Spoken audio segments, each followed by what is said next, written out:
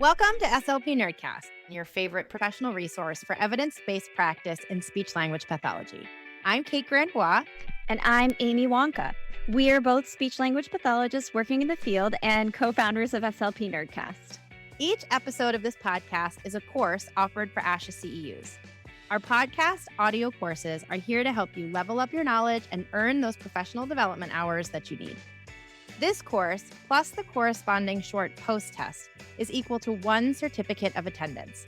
To earn CEUs today and take the post-test after this session, follow the link provided in the show notes or head to slpnerdcast.com. Before we get started, one quick disclaimer. Our courses are not meant to replace clinical advice. We do not endorse products, procedures, or other services mentioned by our guests unless otherwise specified. We hope you enjoy the course. Are you an SLP or related professional? The SLP Nerdcast Unlimited subscription gives members access to over 100 courses offered for ASHA CEUs and certificates of attendance. With SLP Nerdcast membership, you can earn unlimited CEUs all year at any time. SLP Nerdcast courses are unique, evidence-based, with a focus on information that is useful. When you join SLP Nerdcast as a member, you'll have access to the best online platform for continuing education in speech and language pathology. Join as a member today and save 10% using code NERDCASTER10. A link for membership is in the show notes.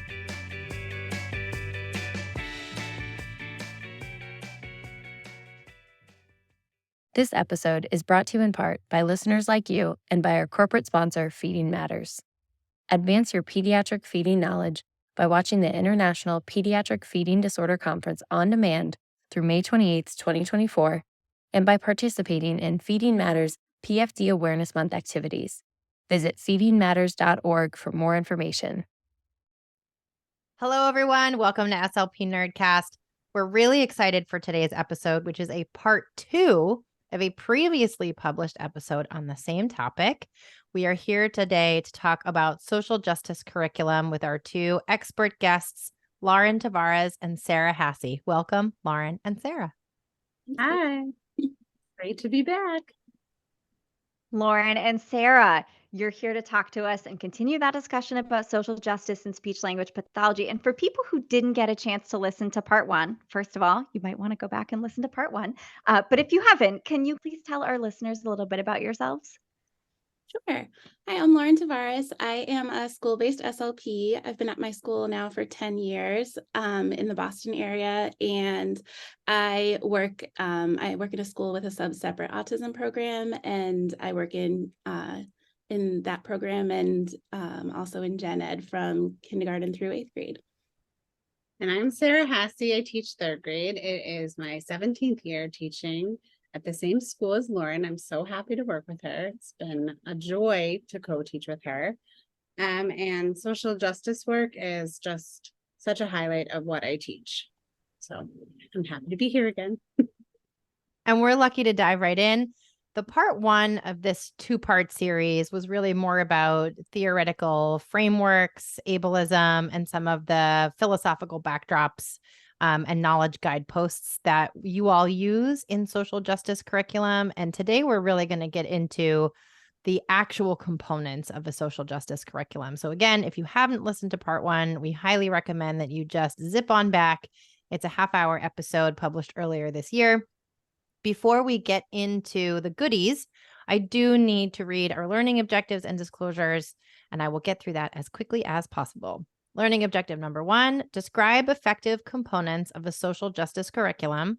Learning objective number 2, list 2 action steps for implementing a social justice curriculum with staff and colleagues. And learning objective number 3, list 2 action steps for implementing a social justice curriculum with students. Disclosures. Sarah's financial disclosures. Sarah works for a public school and is paid to facilitate a seed group. Sarah received an honorarium for participating in this course. Sarah's non-financial disclosures. Sarah has no non-financial relationships to disclose. Lauren's financial disclosures. Lauren is an employee of a public school and is paid to facilitate a seed group. Lauren also received an honorarium for participating in this course.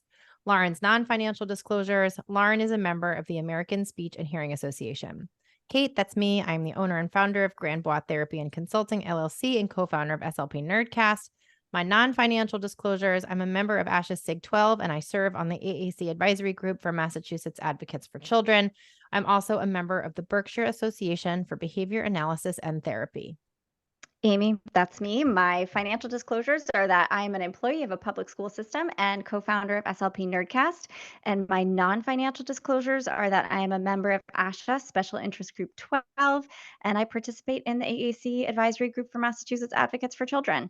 All right, we got through it, all the disclosures, all the learning objectives. Lauren and Sarah, why don't you start us off? Can you tell us a little bit about that first learning objective? What are some components that might be included in a social justice curriculum? Sure. The components for social justice curriculum are they're really rights that every child should have in their learning environments, such as access to a safe classroom and a safe environment, and resources to be able to grow and learn, and equitable teaching practices. They should also be able to see themselves, representations of themselves in both people that are working with them, as well as in literature and classroom libraries, and materials that we use to teach. And also, there should be some aspect of personal reflection. So there should be thinking about your own identity, and they should be thinking about their identity, and really thinking about, when you know yourself and your identity, how you are the same and how you are different from the people around you. So we use the terms windows and mirrors a lot. Mirrors are how you're similar because you're looking at yourself or something that's similar. And then windows are when you're like looking in and you learn something new about someone. I love those terms. I wonder if you could tell us a little bit more, just from like a rough sketch standpoint. That's what a social justice curriculum is, but what does it look like? How do you begin on a journey of implementing a social justice curriculum? I think that one of our big recommendations that we talked about last time was that you begin where you're comfortable, and also where you see need for your students. This is kind of intimidating work to start. It feels hard, because it is hard. And for me, starting with the idea of thinking about ableism in the classroom was the easiest way to start, because I have a lot of information about that as an SLP. So talking about that with students, and also being able to advocate with colleagues and staff in the school was a really important starting point for me. And when I started, I had taken a lot of courses that talked about race.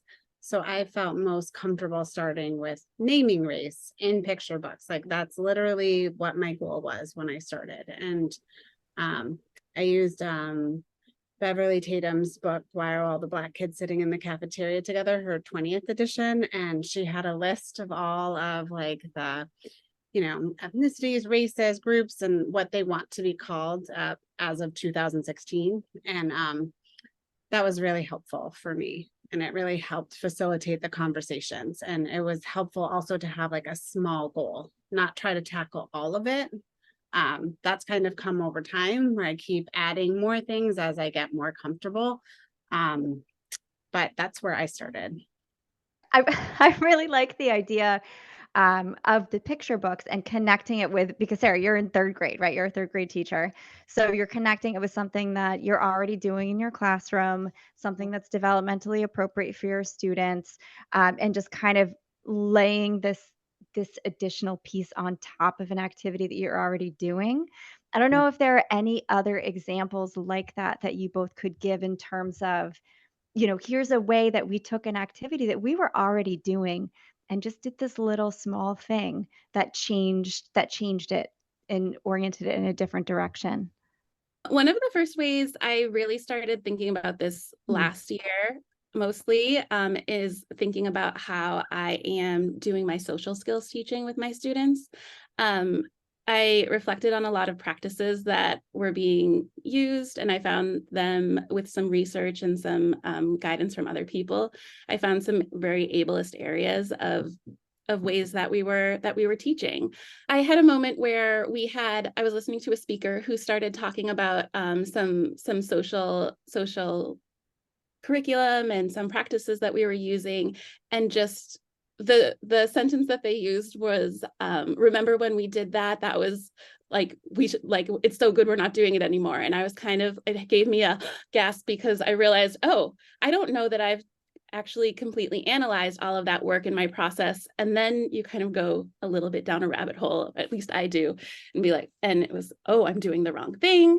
I need to revisit. And I think like that is a really important part of starting this, is realizing that sometimes we will say the wrong thing.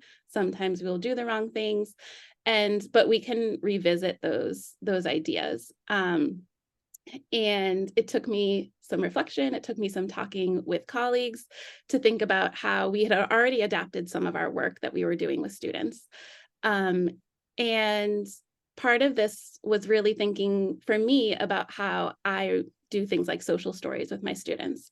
I realized I had gotten out of the practice of kind of telling a student how they should be feeling, those kinds of things that we learned before, and really thinking about why I'm making a social story. So I'm thinking, like, is this about my student's safety? Like, is this a student who thinks it's okay to talk to strangers? That's something that I really, and give personal information. That's something that I really want to work on with them. Those kinds of reasons for making that story, as well as then working with the student collaboratively and talking through that idea. I do this with a lot of my middle schoolers in our autism program, who are kind of dealing with these experiences every day. And we're working through them together on a more collaborative basis than I was before. So that's a practice that I've changed and analyzed.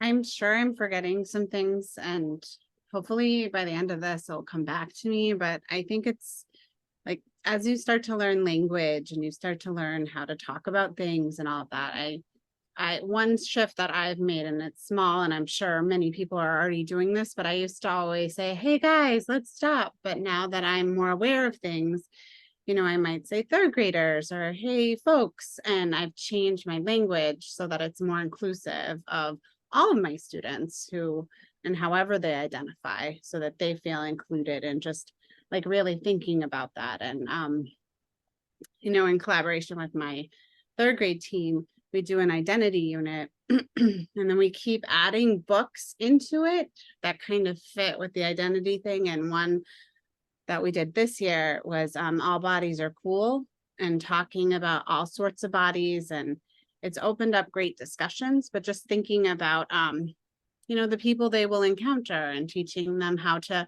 talk about people, or what you can say and what you can't say, because sometimes they don't know, and then they can hurt people's feelings, or they can get hurt by what others say to them. And just thinking of ways in which to make them more of like a global citizen and more aware of the world, and just including that into things that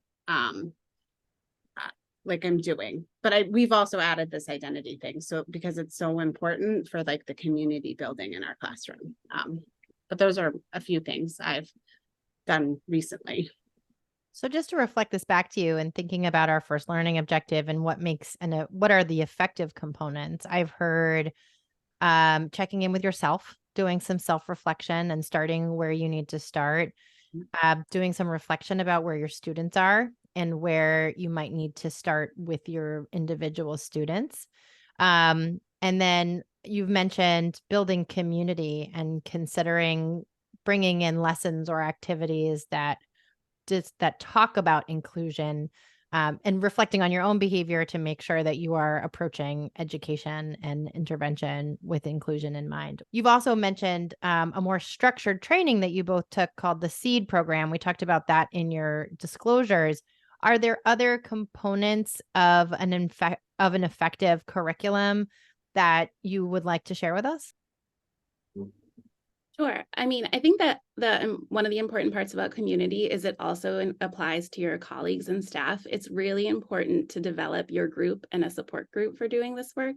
I'm lucky to be working with Sarah, and that a lot of people had started this work at my school when I got there. So I had a group to go into. That was something that really worked out for me. But finding your people that keep you accountable, and making goals, setting a small goal, as Sarah had talked about, and being able to talk to people and process things and reflect on things, because everything changes so often.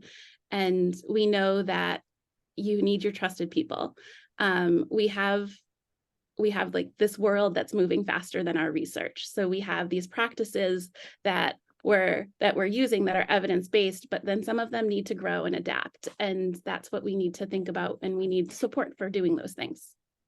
I love that idea too. I just am, reflecting on my own experience when you realize that you've made mistakes, when you realize, oh my goodness, I've been engaging in an ableist intervention for X number of years. There are a lot of feelings that come out of that experience. So being able to touch base with your peers, or I appreciated that you described it as a support group. That's what made me think of it. Just being able to move through that collectively with your colleagues has to contribute to some degree to that feeling of community, I assume. Yeah, it's really exciting, especially like during the COVID years. Those were hard, but we still we had a small group and we still met over Zoom, because we're all very committed to this and we all want to do it in our own way. And it's very powerful. And I feel really lucky that we have that. It's one of the greatest joys of teaching in a while. So love it. I also think when you're planning this, you should start to rethink the materials you use and just assess them and make sure they're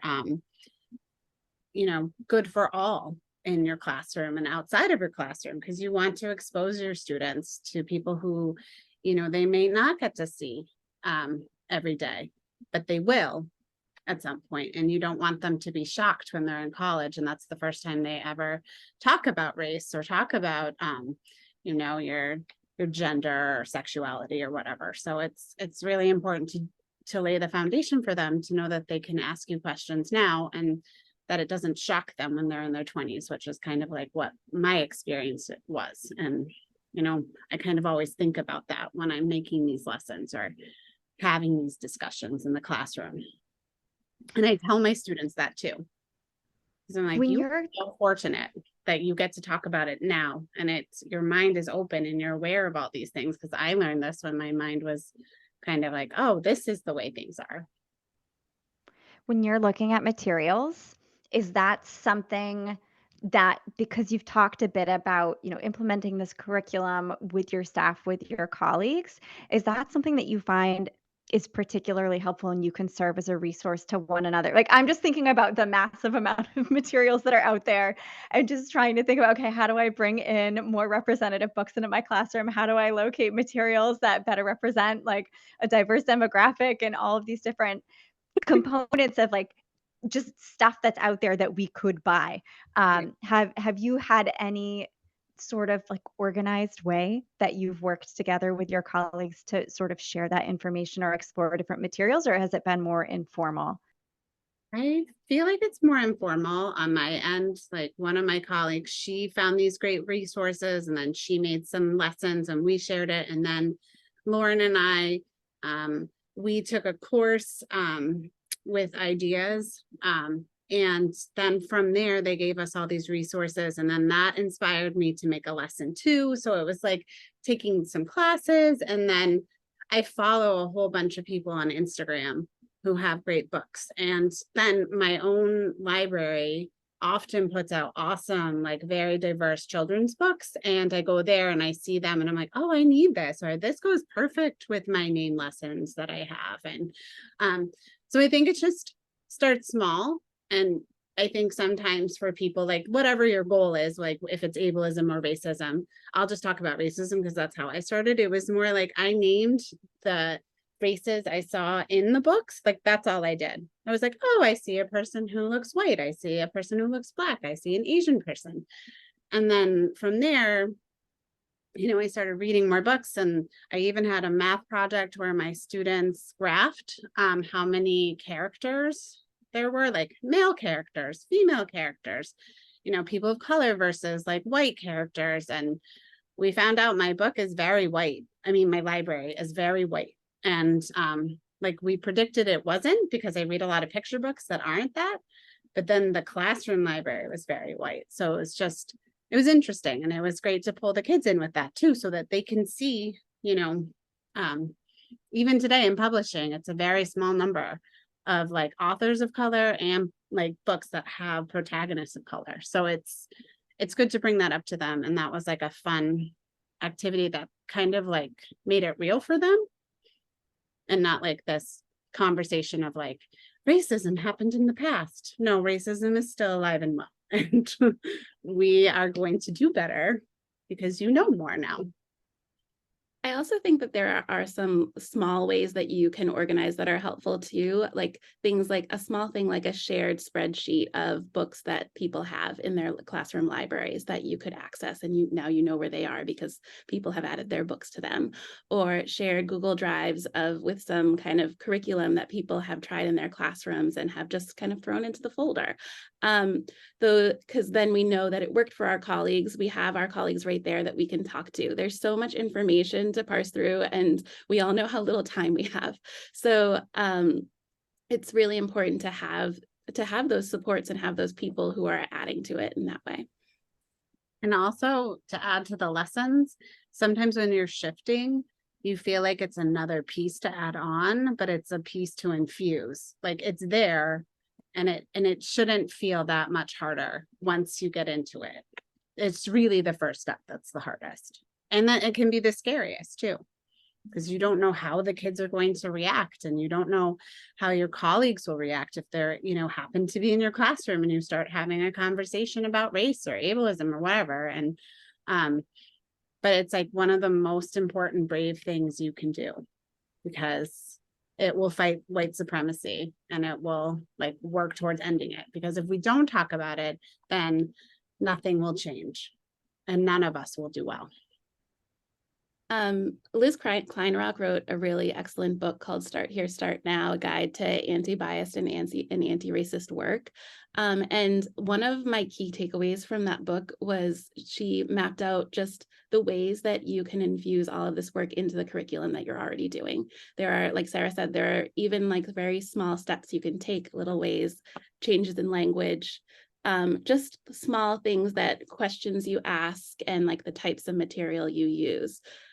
Like Sarah, I'm thinking about your persuasive writing unit, where you're working on how to teach the kids change and advocacy through that. Yep. And I'll talk more about that in a second, but there's another great book that just came out last year.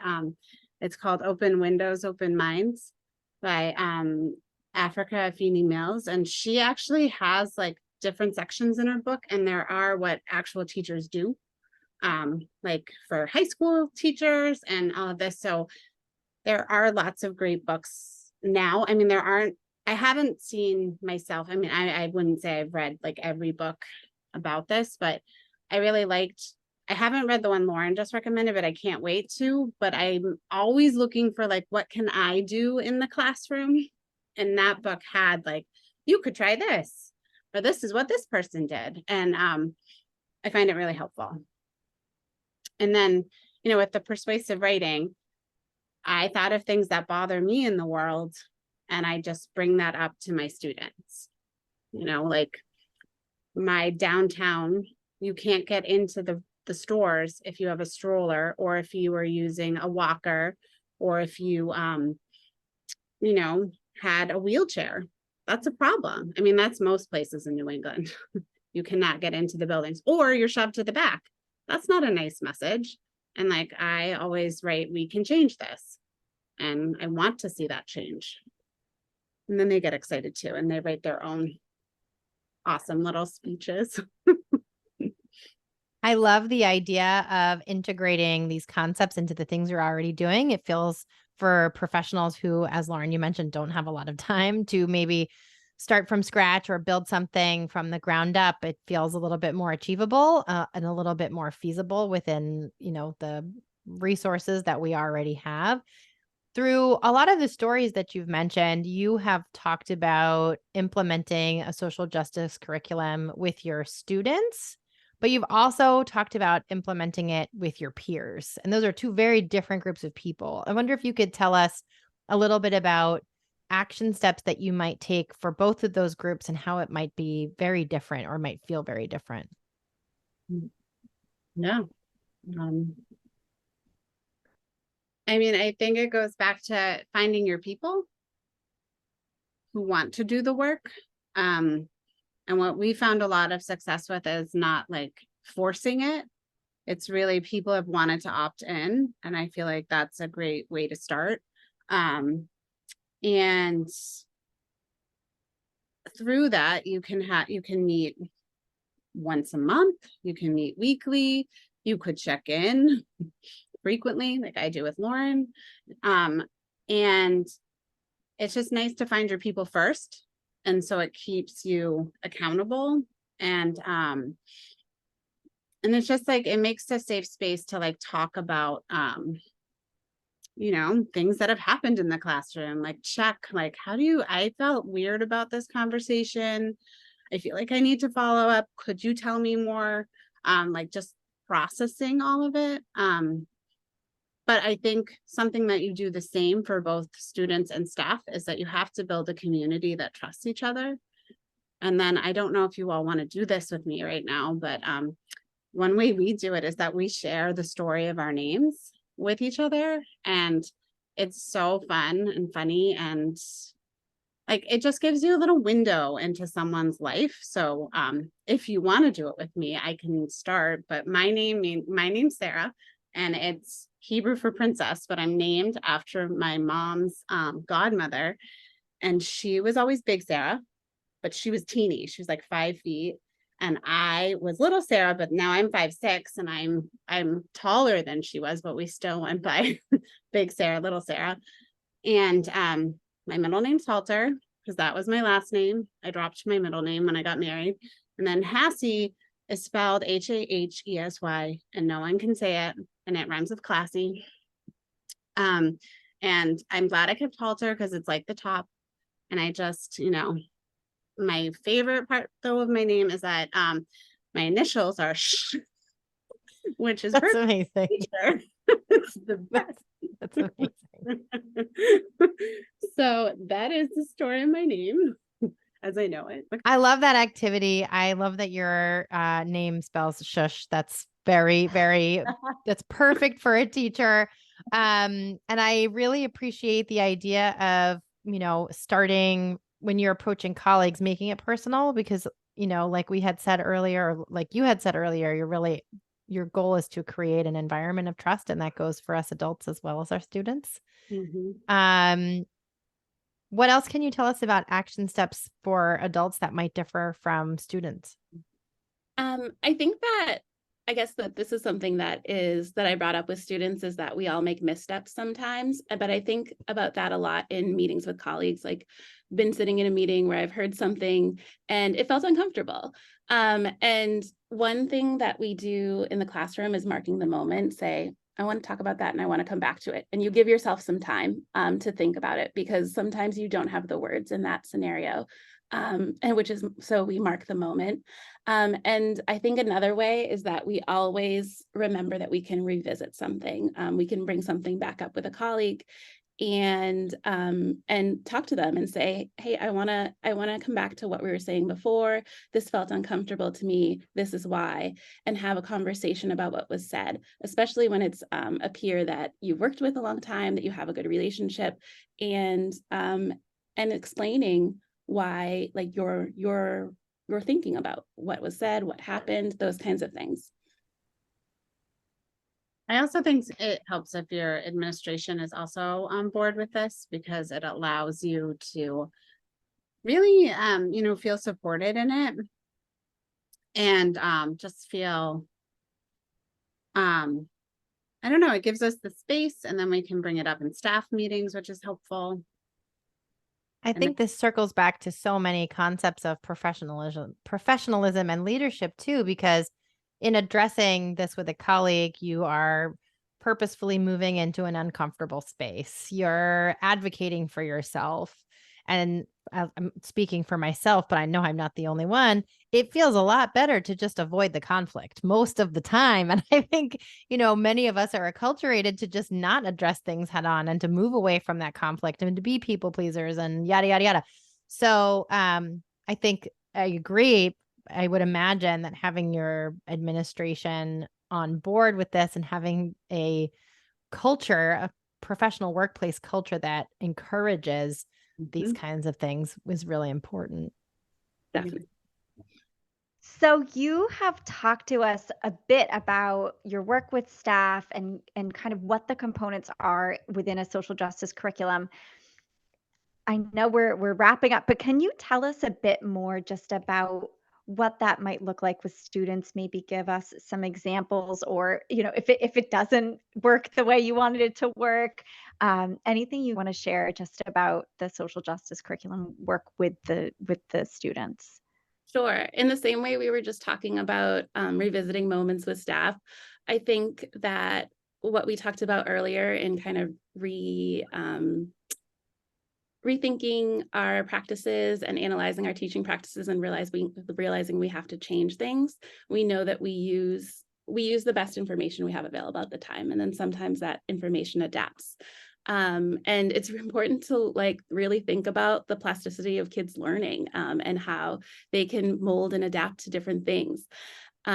We have something that we've done in our school is we realized that for a long time that we weren't really talking about autism, and we have an autism program, and it became this topic that the kids that we were avoiding really talking about. And so we started opening up with the kids about autism and neurodiversity and teaching that more directly. And something that has changed is thinking about first person first language versus identity first language. So the year before, we had taught them to use person first language, say a person with autism, and that is information that I feel like a lot of us were taught as we were growing up. And then over that year, I took in a lot of information. Sometimes information starts with following somebody on Instagram who is neurodiverse and has said something about this, and then leading to more research on your own. And I took in more information and found that we're really working towards identity first language, and that's what a lot of people prefer. And so the next year we went into the classroom and I was honest with the kids. I had them in second grade. I taught them something during our social lessons, and now I'm going into the classroom in third grade and I'm telling them, I taught you this last year and our world changes, and this is information that I have that's different. And so when we talk about autism and people, we're going to use identity first language. So we say autistic person. And we let them know that it's always important to think about the person that you're talking to and how they would like to identify, but that this is now what we're going to go back to when we don't have that person in front of us to talk to. And this is the language we're going to use. And I was really nervous about that because I'm telling them I was wrong. And that is a scary thing to do in front of a classroom full of children. But they adapted so fast, and I was really impressed. It was a really big experience for me because they immediately within that lesson, I saw as we were talking about some videos that we shared and some books that we were reading, I saw them rethinking their own use of language and reframing and now using identity first language when they're talking about people. And it was that easy. It was just saying I was wrong and we're going to do it this way now, and this is why. I was there for that lesson. All right, you did it in my class, Lauren, and you also taught me, and I was like, oh, my language has been wrong as well. So thank you for teaching me with my students. What I love about that story is how you modeled humility and provided an example to kids that you can be wrong. Nothing bad is going to happen to you if you make a mistake, if you're wrong, and admit it. I think that's a very simple thing, but it's so important. Yeah, I do find it really helpful to us. I had students in that class, one I'm thinking of in particular, who has a lot of anxiety about being wrong, and it was a great time to then model that we can all be wrong, we can all move on, we can all make changes, and it's not the end of the world.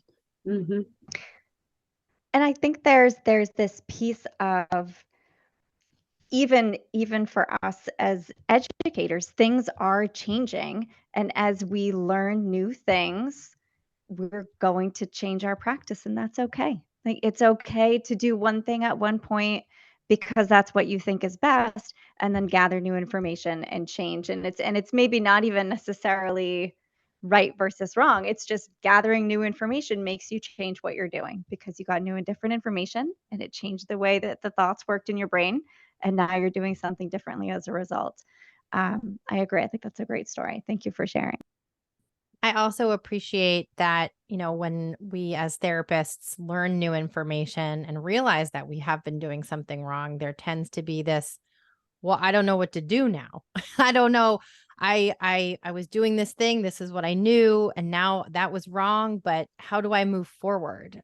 What are the actual action steps that I can take to continue to be a good therapist once I've, licked my wounds and, forgiven myself for making a mistake? I really appreciate that story because it is an action step. It's, admitting that you were wrong is an action step, going to sources, listening to people's lived experiences, and giving yourself the permission to spend a little time in the, I don't really know what to do next phase, but what I'm going to do next is try to learn more. And that's okay. That is a step in and of itself, is what I'm hearing. And I appreciate that. I think also to Lauren's point at the beginning, this is an area where there's not a ton of research. And just because there's not a ton of clinical research done at a lab somewhere or a university somewhere doesn't mean that the work shouldn't be done, but it does mean it's a little bit more of a murky, uncomfortable place where somebody hasn't sort of written out the recipe for us about like what's right and what's wrong. So I think for me, hearing a story like that also tells me like, yeah, that's probably going to happen more often if you're doing work where you can't look at a paper and that paper doesn't tell you exactly how you're supposed to do it. You can't look at a recipe and the recipe tells you exactly how to do it. So that level of discomfort and getting more comfortable with doing something that isn't kind of all laid out for you is really, really important. But I think going to happen especially whenever you're doing work that hasn't been researched and written about for 40 years. Definitely. I think I went through a period of time where I was feeling like, well, I'm taking in all this information from different people, and I'm hearing that a lot of practices that I had used in the past or was using, especially I do a lot of work in social skills, a lot of social pragmatic work. That is where I spend the majority of my time. And that's a lot of that work is changing, and it feels scary at first. It felt really scary to me. It's like, this is my job. This is what I learned to do. This is what I really love to do. And so how do I still fit in here? Where is my role? How do I support? How do I help in the best way possible for my students? And it's kind of sitting with that, taking in the information you need, hearing from different voices and taking in what they say, and then thinking about your students and what they need from you. And it looks different with everyone, but I think that when we have these practices that we can adapt, and we can change and we can grow. Before we wrap up, are there any other action steps that you want to tell us about implementing a social justice curriculum with students? I think I didn't talk about two things that I'm doing currently, which is my students, I think this has been like the past 3 years, they make identity bags. So they draw a self-portrait of themselves and then they make their skin tone, and we have a talk about melanin and how, how it comes to be and how it protects your skin and why some people have more and why some people have less. And then we talk about, the parts of you that are outside. And so they make their own skin color and they name it based on like the crayons and colored pencils I have. And then they're telling us, like their pronouns and, how they see themselves or how people see them. And they write it on the outside. And then on the inside, they put words that describe themselves, like I'm friendly, I'm kind, I'm fun, I'm impatient, like all these great, adjectives to describe themselves. And then they think about their community. And then once we do that, we kind of think about heart work, like what's stuff that brings you joy. And then we tie it into like all of our reading, where then they're reading books. And this year, I really want to push it more where we talk about windows and mirrors. Like, are the characters windows for you or are they mirrors? And if you're reading a lot of Mirror's books, I might want to push them, or, just have them pay attention to those things and just like broaden their awareness of all around them. And we, even as a whole school last year, read the book Same, But Different. And we did it with it was 3rd grade and 7th grade, but we had all buddies because we're a K-8 school, and we had buddies throughout the whole school. And it was really cute to have them read the books and then talk about their windows and mirrors with each other.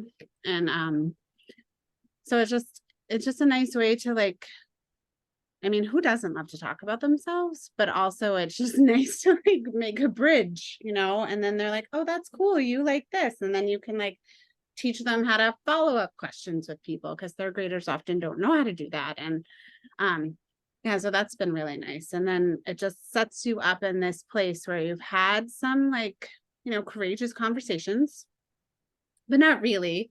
But then it lays the groundwork. So for social studies, when I start to talk about Indigenous people, Indigenous Peoples Day is coming up right around the corner, and we'll be able to talk about that. And we'll have this safe community to have these difficult conversations. And again, like Lauren was saying, they are so flexible and so open, and they really do want to know about people, and they want to know history and the learning. And 3rd graders in particular are all about justice and what's fair and what's not. So it's like a perfect age to talk about these injustices, and they're just ready for it. And it's a really exciting thing to do. And I'm excited that I'm in with this new group, and they seem really thrilled with this. So.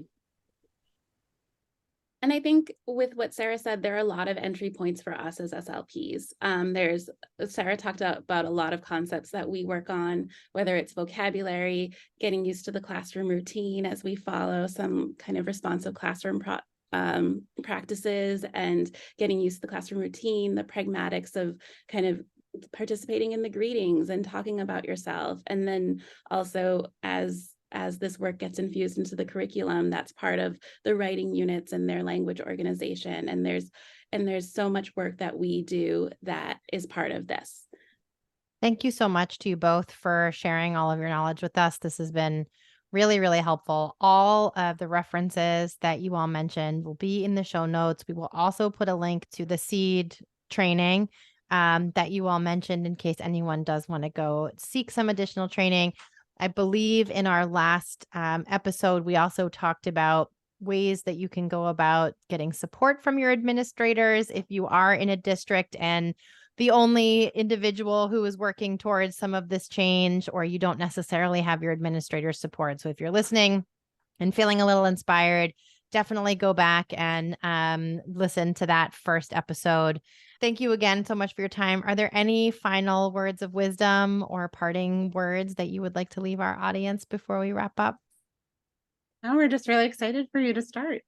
Yeah. And while this can feel intimidating, it's just so rewarding. And it's really nice to see the kids learn like this. And you really do have people supporting you, even though you don't know right now. So thank you again so much. Thank you. Thank you again to our corporate sponsor, Feeding Matters. Earn over 22 hours of CEUs on the topic of pediatric feeding, and join a community working to improve the lives of children who struggle to eat. Visit feedingmatters.org for more information. Thank you so much for joining us in today's episode. As always, you can use this episode for ASHA CEUs. You can also potentially use this episode for other credits depending on the regulations of your governing body. To determine if this episode will count towards professional development in your area of study, please check in with your governing bodies, or you can go to our website, www.slpnerdcast.com. All of the references and information listed throughout the course of the episode will be listed in the show notes. And as always, if you have any questions, please email us at info@slpnerdcast.com. Thank you so much for joining us, and we hope to welcome you back here again soon.